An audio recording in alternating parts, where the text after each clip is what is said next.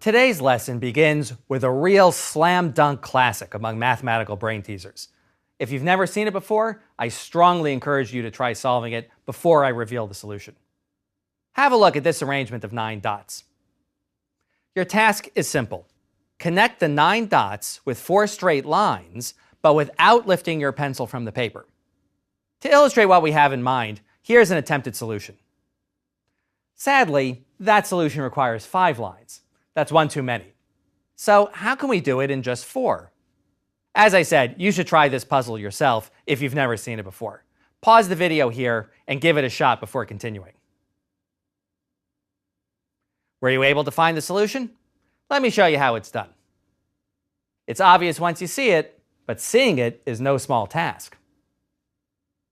People are often unsuccessful with this puzzle because they tacitly assume that the lines must stay within the box defined by the 9 dots. But I never placed that constraint on you, did I? This is illustrative of a difficulty people encounter in problem solving.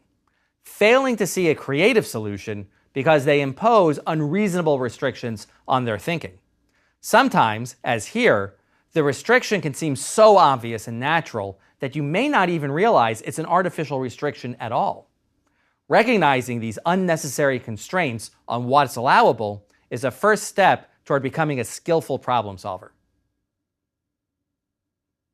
Solving the puzzle with 4 lines is a nice accomplishment, but it's possible you're still unduly restricting your thoughts. You see, it's actually possible to connect the dots with 3 lines. The key is to realize that these are not abstract mathematical points that have no thickness or area. These are actual physical circles on a page. That means we can use a solution like this one. I said you needed to connect the dots with 3 straight lines, but I didn't say that each line had to go through the center of each dot. I'm sure you've heard the expression thinking outside the box, meaning thinking in creative and unrestrained ways. This expression was likely inspired by this very puzzle. Today's lesson will be devoted to precisely this sort of thinking, and I have a number of puzzles for you to help make the point. Here's another warm-up for you. When I first saw this one, the solution actually made me laugh out loud, since my own restrained thinking kept me from seeing the solution. Maybe you can do better. The problem is to take 6 matchsticks and to arrange them so that they form 4 triangles. That's it. Making 2 triangles with 6 matches is rather easy, since we just do this. We could also make 2 triangles with 5 matches like this. If we're willing to stretch things a bit, we are thinking outside the box after all, we could try something like this. That sort of makes 4 triangles, the 2 big ones we started with and the 2 small ones sliced off from their tops, but we're going to declare this sort of thing against the rules. We're going to say that the matches are only allowed to meet at their ends. They can't cross each other.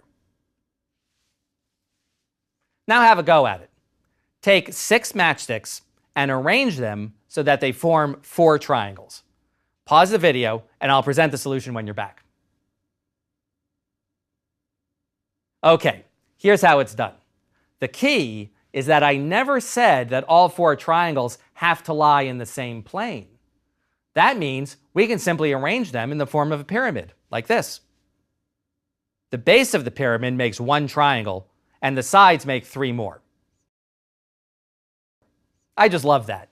It seems completely impossible until you free your mind from unnecessary restrictions. So-called matchstick puzzles, like the one we just considered, are an almost bottomless pit of examples for outside-the-box thinking. Let me show you a few of my favorites. Here's an interesting configuration of matches.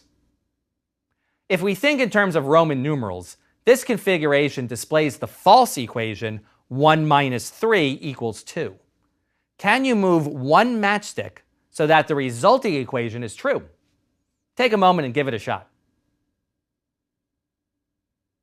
Let's see if you got it.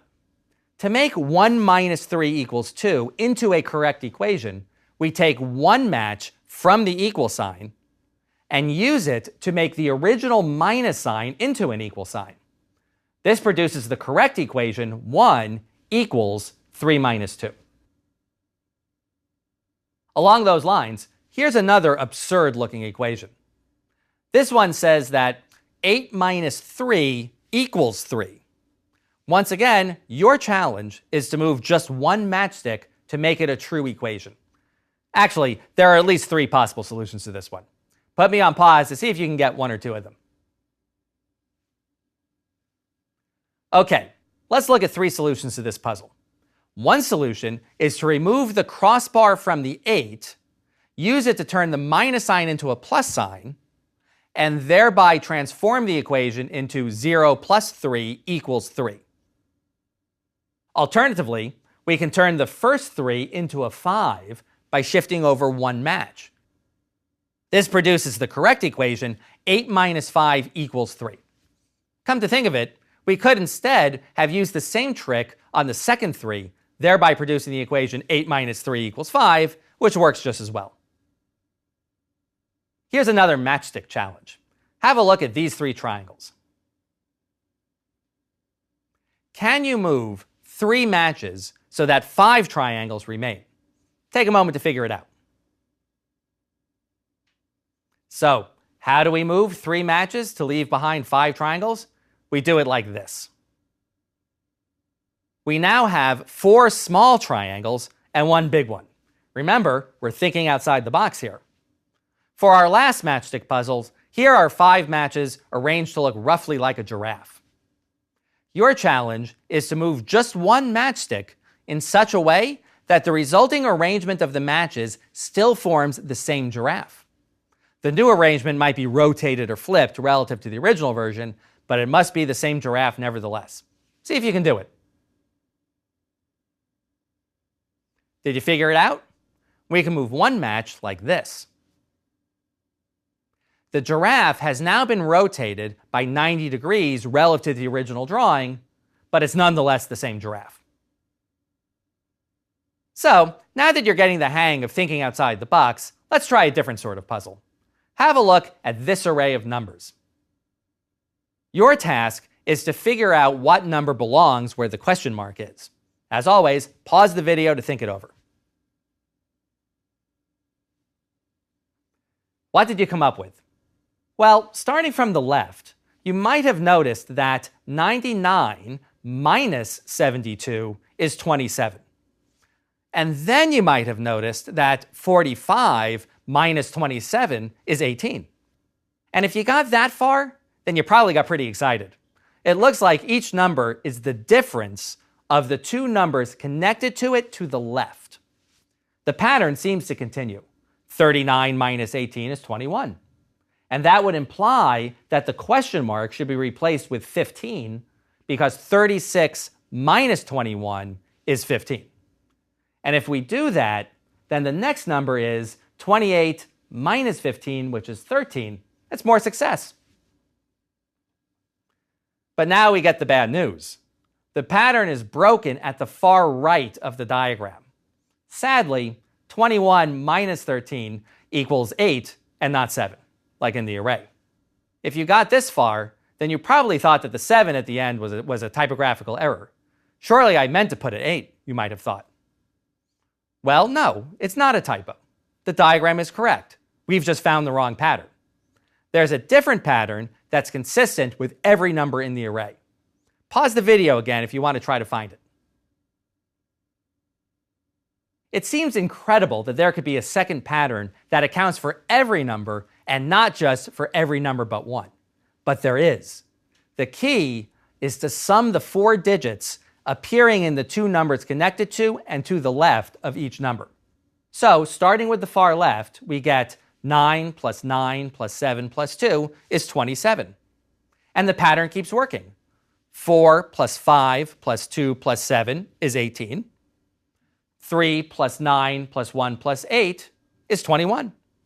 And that means the question mark should be replaced with 3 plus 6 plus 2 plus 1, which is 12. And then we work our way to the far right of the array by noticing that 2 plus 8 plus 1 plus 2 really is 13. And 2 plus 1 plus 1 plus 3 really is 7. Amazing! This puzzle was created by Nob Yoshigahara of Japan. I can't even imagine how he came up with it. Let me set the next one up for you. Suppose you remove 10 cards from a standard deck, turn them face up, and then shuffle them among the remaining cards. The result is that you now have a stack of 52 cards with 10 of them face up and 42 of them face down. Your task is to divide the deck into 2 piles in such a way that you are certain the number of face-up cards in each pile is exactly the same.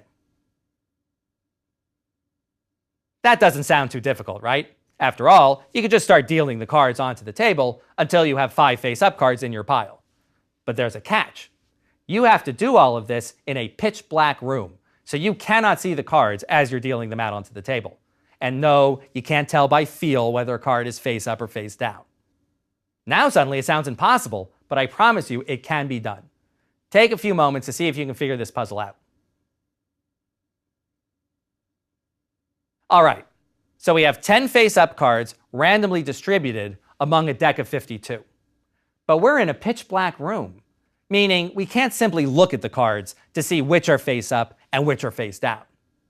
However, there are 2 things we can do even when we cannot see. We can count off a certain number of cards, and we can turn over stacks of cards.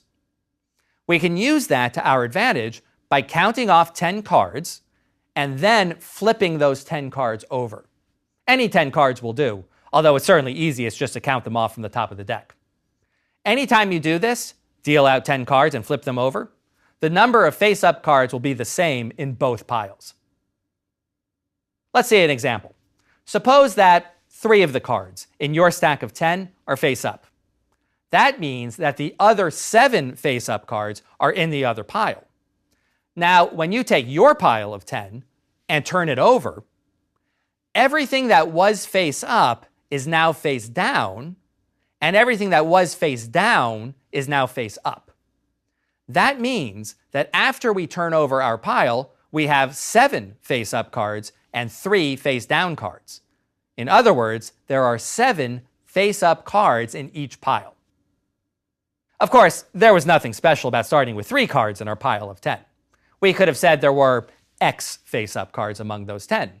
And that would mean that there are 10 minus X face-up cards in the other pile, since we started with 10 in total. When we take the stack of 10 cards and flip them over, there will now be 10 minus X face-up cards in that pile as well. Clever. Okay, last one, at least for a few minutes. Suppose you have 3 light switches. You're told that one of the switches controls a light bulb in a different room, while the other 2 do nothing.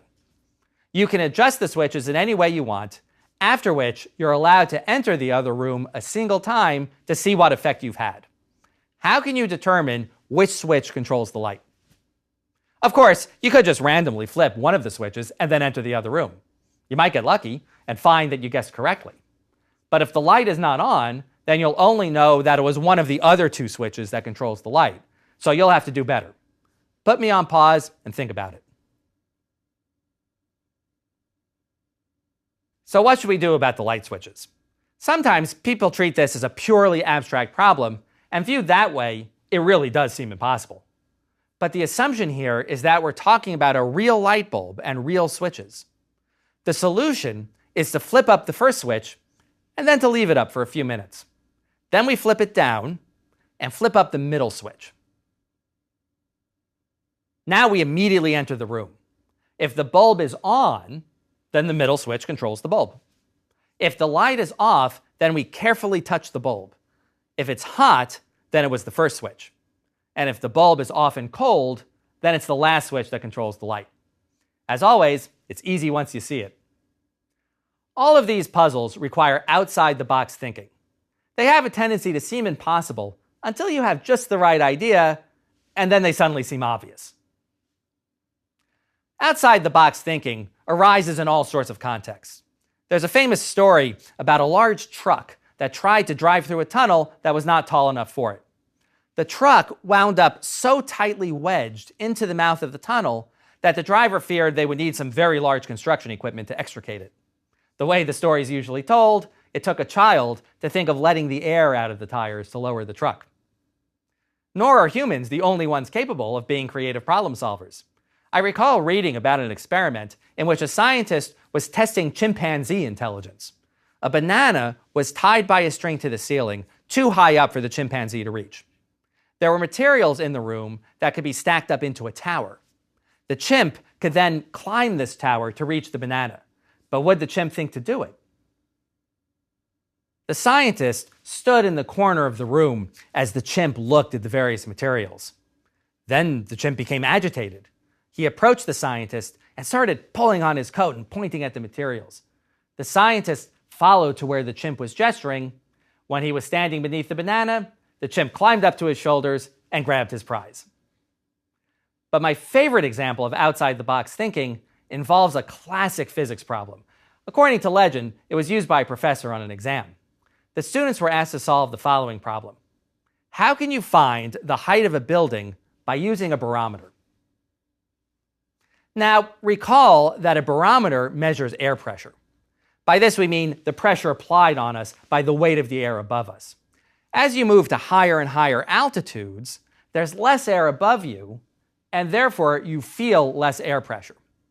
There's a precise equation in physics that relates changes in air pressure to altitude above sea level. The professor's intended solution was to measure the air pressure at the foot of the building and then measure the pressure again at the roof of the building. The students could then use the standard equation to work out the change in altitude, which is to say they could work out the height of the building. Apparently, a clever student in the class was unimpressed by the standard solution and decided to come up with his own. He suggested dropping the barometer from the top of the building and timing how long it took to hit the ground. From there, standard equations in physics will allow you to deduce the height. Or you could tie the barometer to a long rope and lower it slowly. When it finally reaches the ground, you simply measure the length of the rope. It's something of a rite of passage for physics students to devise ever more crafty solutions. You could stand the barometer on its end and measure the length of the shadow it casts at a particular time of day. Then you can measure the length of the shadow cast by the building. A simple geometrical argument based on the idea of similar triangles will now give you the height. Or you could swing the barometer from a rope, making it into a pendulum. By swinging it at ground level and from the top of the building, you can use standard physics techniques to measure the change in the strength of the gravitational field and thereby deduce the height of the building. If this is still too complicated, you can get really creative. Using the outside fire escape to climb up the side of the building, you can mark off barometer lengths on the wall, thereby measuring the height not in feet or yards, but in barometer lengths. Or you could simply approach the building superintendent and say, I have a proposition for you. I'll give you this shiny new barometer if you tell me how tall the building is. Now that's outside the box thinking. One of our themes for this course is that puzzles and brain teasers might seem frivolous, but they develop habits of mind that are useful in all aspects of life. Some skill for thinking outside the box is a clear example of this. Every great advance in science, medicine, technology came when someone started thinking outside the box of conventional ideas. Galileo realized the facts of astronomy made more sense if the Earth went around the sun as opposed to the other way around, and he incurred the wrath of his day's inside-the-box thinkers. But he was right. Charles Darwin based his theory of evolution on facts that were readily available to everyone in his time, but it fell to him to see the patterns that had eluded so many others. The theories of gravitation and relativity were outside the box of conventional thinking when they were first proposed, which is why it took the creativity of Newton and Einstein to dream them up. No one ever changed the world by thinking along the same lines as everyone else. To make the same point more humorously, here's a story I've always liked. A company offered its employees a large cash reward for coming up with the best money-saving idea. One employee suggested cutting the award in half. Let me close with one final puzzle. It's very difficult, and you should not feel bad if you're unable to solve it. Almost nobody does. But I've included it anyway, simply because it's really very clever, and requires some serious outside-the-box thinking. I think you'll enjoy hearing the solution, even if you choose not to spend too much time trying to solve it. Here we go. Have a look at this list of numbers. I've generated these numbers by repeatedly applying a certain rule. Your task is to determine the next number in the sequence.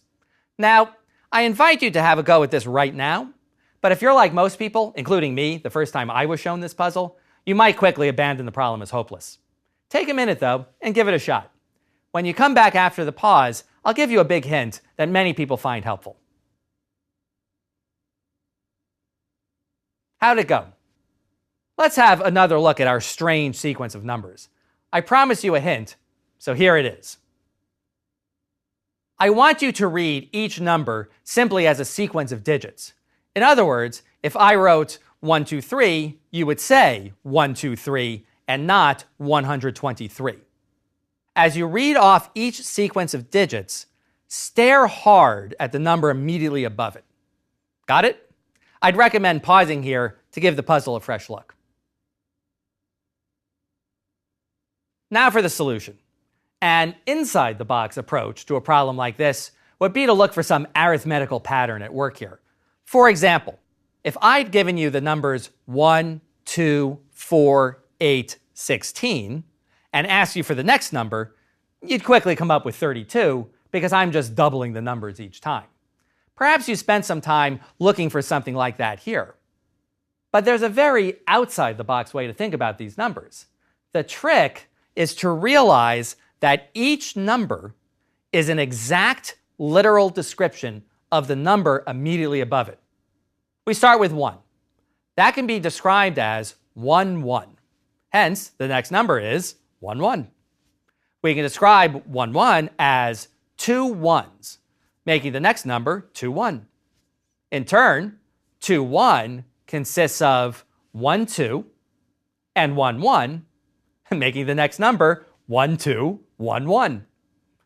And this number is 1, 1, and then 1, 2, and then 2 ones. So our next number is 1, 1, 1, 2, 2, 1. And now we have 3 ones, 2 twos, and 1, 1, making the next number 3, 1, 2, 2, 1, 1. And now we can solve the puzzle. Since this last sequence of digits is 1, 3, 1, 1, 2 twos, and 2 ones, our final number is 1, 3, 1, 1, 2, 2, 2, 1. Of course, we could continue this forever. If you have a mathematical cast of mind, you might wonder if we'll ever have a digit greater than 3. The answer to that one turns out to be no, but that's not easy to prove. Sequences of this sort even have a name in mathematics. They're called look and say sequences. You know, that last puzzle was really so difficult that I feel bad leaving you with it. So here's one last riddle for you. A man goes into a store to buy a certain item. The salesperson tells him the item costs 25 cents each. The man replies, "Great, I'll take 100." The salesperson charges him 75 cents for this. What was the man buying? He was buying house numbers, obviously. See you next time.